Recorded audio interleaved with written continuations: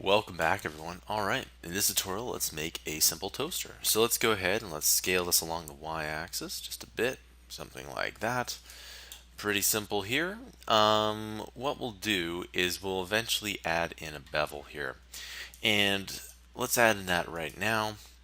The reason is that I want the box to actually be more smooth like this. And you might think that that's a little bit, when it comes to the actual order of any kind of modifier, sometimes it doesn't matter. In this case, it will matter.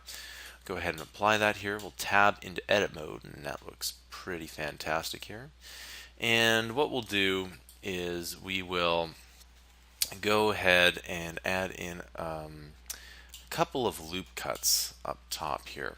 So I'm going to go ahead, I'm going to add in a loop cut. There we go. And this will be one side here. Add in another loop cut, something like that. Add in yet another loop cut, something like that.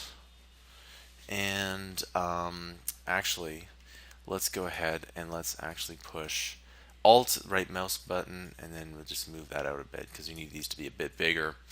Loop cut again, and that sounds good. Okay, so I think that looks about right. Let's go and add in a loop cut here, add in a loop cut here.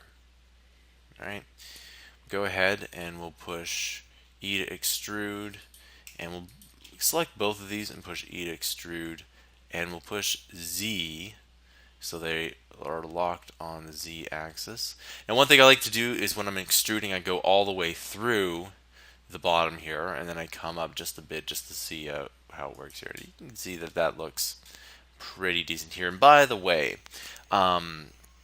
if we had beveled it later, these edges along here would also have been beveled. All right, and what we can do here is we could add in, we could do a couple things here. We can actually extrude this in a bit and extrude it, and we can actually scale it down. And what we're going to be doing here is we're going to be adding in the thing that you push down.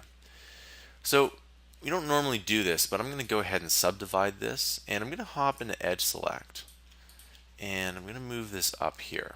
Okay, and while I'm here, we can go and hop into Face Select mode, and we can extrude this here. Now remember, it looks like there are two faces here, but if you look at the actual object, there's only one box here.